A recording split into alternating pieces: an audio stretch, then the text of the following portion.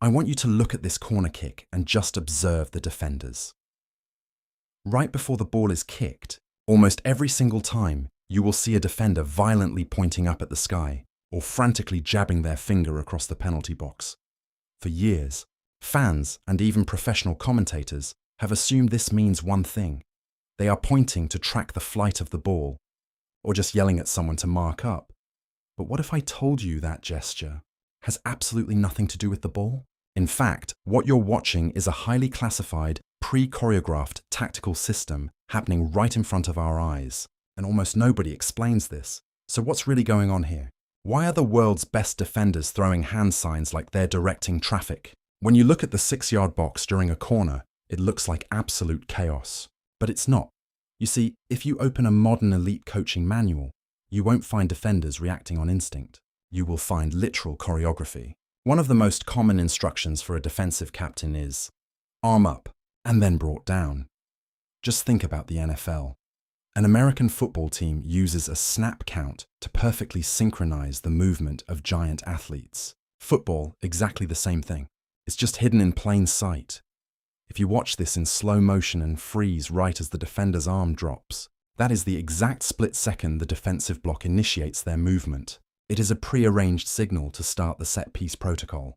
It's not an instinct, it's the snap count of soccer. But why use hand signals at all? Why not just shout at your teammates? Because the real enemy inside the box isn't just the attacking team, it's the crowd. In a stadium with 60,000 screaming fans, verbal calls just get swallowed. You literally cannot hear a teammate from 3 yards away. So, teams have developed an entire vocabulary of non-verbal signals, arm sweeps, nods and raised hands. But here is the twist. A lot of the time, the guy pointing isn't even the one making the decision. It's the goalkeeper. Goalkeepers have a silent veto system. If the keeper decides he is coming for the cross, he signals it.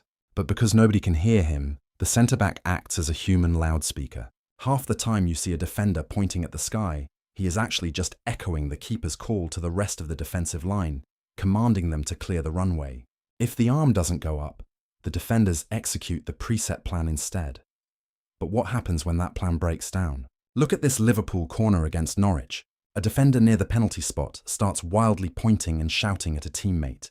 Most people think he's tracking the cross. He's not. This is a terrifying real-time crisis called the spare man.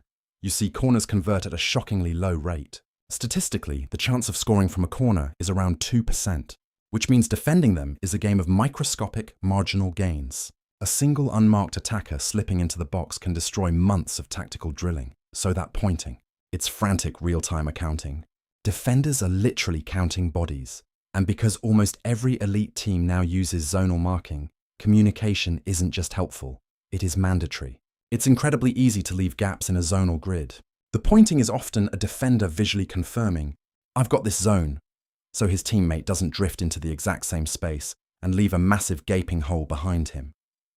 But to truly master the corner, you have to understand the 2 invisible rules that dictate everything the defenders are doing. Rule number 1, the offside loophole. Most fans forget this, but offside does not apply to the first touch from a corner kick. That changes everything.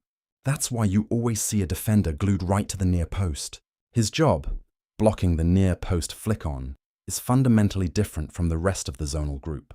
So when he is pointing, he is operating on a completely separate tactical grid from the centre-backs.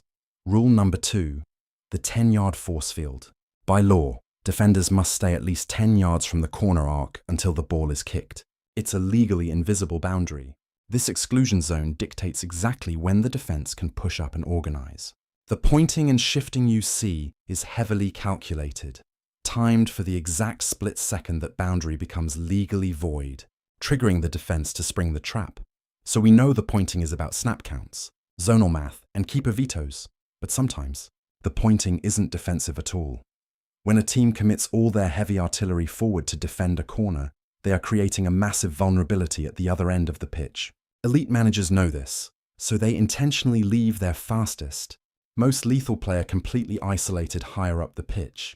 When you see a defender pointing wildly toward the halfway line before a corner, he's not organizing the defense. He is giving an order to that lone attacker. He's telling him to hold his position, don't track back, And get ready, because the second that ball is cleared, that player isn't just an attacker anymore, he is the getaway car.